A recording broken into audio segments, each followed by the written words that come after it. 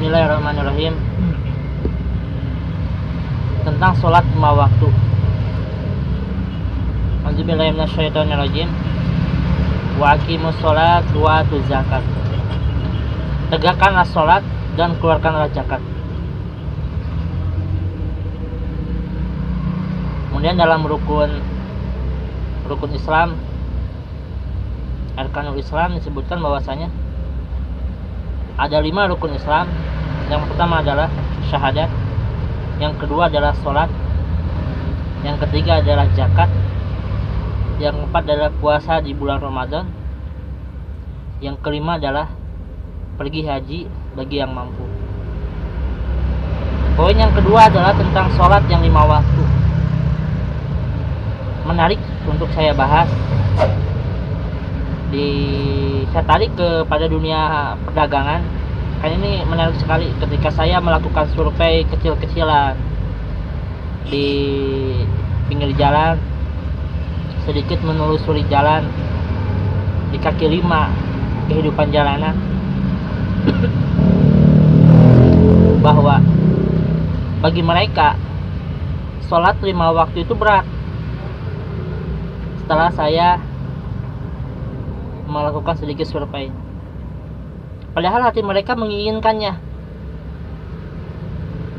Mereka menginginkan untuk sholat, mereka pingin, dan itu keluar dari ucapannya bahwa mereka pingin ibadah tenang, pingin sholat, tapi hatinya masih belum ngasih. Hatinya can merean, jadi hatinya masih belum terbuka. Kata dia sendiri bilang, tapi pingin, tapi hatinya masih belum ngasih, katanya. Sambil melakukan aktivitas dunia, berdagang, dan mereka biasa terang-terangan sharing dengan saya. Dan ini menjadi ilmu yang sangat berharga buat saya. Saya melihat dari satu sisi bahwa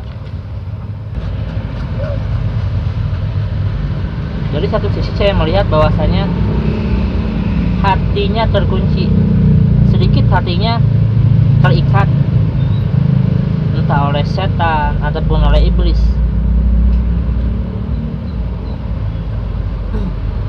Dan dunia pengaruhnya sangat dahsyat. Dan itu juga mengikat. Saya melihat seperti itu, dan dunia mengikat. Ketika azan berkumandang, aktivitas dunia terus berputar.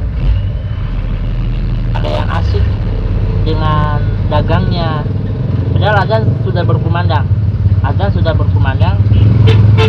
Ada yang langsung bergegas untuk mengambil air wudhu ketika saya survei ke masjid. Banyak juga yang bergegas, dan di antara mereka kebanyakan pedagang juga ada. Pedagang kelihatan, ada yang dagang A, dagang B, ada yang C kelihatan.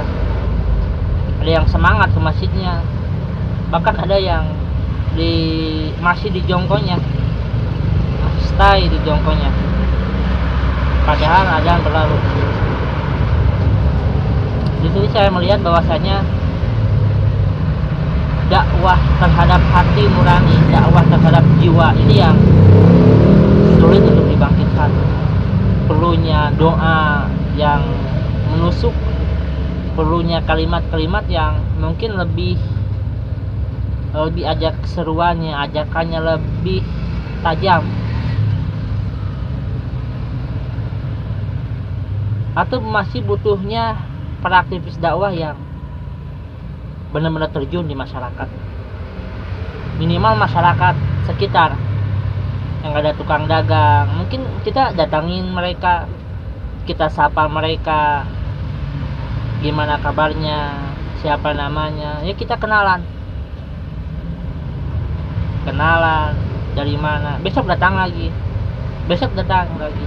Minimal 10 orang datangin, atau yang ada di jalan aja, yang dekat durasinya dengan saya beraktivitas ataupun Anda beraktivitas.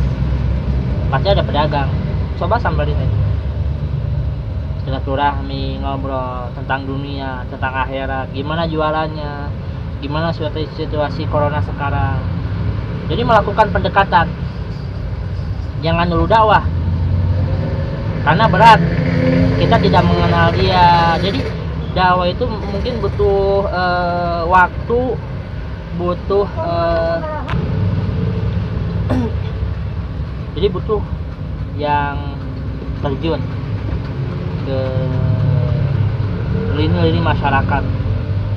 Mungkin bukan hanya di masjid saja, di mimbar, akan tetapi benar-benar pure di lapangan. Bagaimana saya mendekati seorang pedagang yang bertatonya banyak. Ketika mendengarkan kisahnya itu menarik sekali. Kita bisa tarik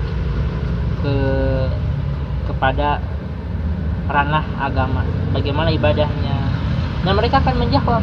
Mereka senang ketika didatangin, mereka senang ketika disapa, ditanya, kenalan, besok kenalan lagi, besok sapa lagi, akhirnya jadi teman, jadi soulmate. Hebatnya silaturahmi dan dahsyat, dan di sana ada rezeki yang tidak akan terduga. Menarik sekali ketika kita terjun benar-benar pure kepada masyarakat. Salah satunya adalah para pedagang kaki lima, entah toko, entah kaki lima, yang menurut saya, oh ini adalah program, ini adalah tugas, iya lakukan saja. Ini menarik sekali. Membuat survei kecil-kecilan, membuat amal kecil-kecilan, tapi itu terus ada silaturahminya, ada ucapan baiknya, ada akhlak baik yang dikeluarkan, dan kesananya akan menjadi teman.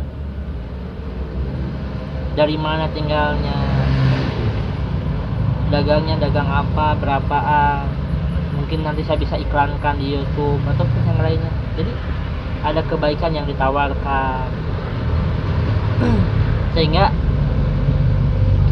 Anda tidak merasa sendirian. Kita butuh kru,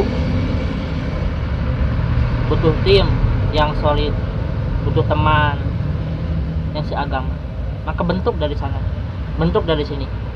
Membentuk itu nggak mudah, butuh proses, butuh waktu. Jadi bentuk dari sekarang tim yang solid untuk sebuah perjuangan dakwah.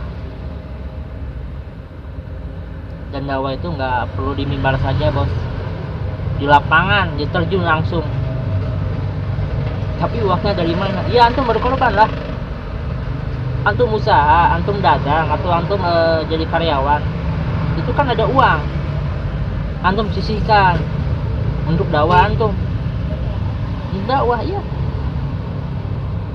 itu lebih indah. Mudah-mudahan my dream ini, mimpi saya ini, saya share bermanfaat untuk saya pribadi dan umumnya untuk saya juga pribadi, umat kaum muslimin. Wassalamualaikum warahmatullahi wabarakatuh.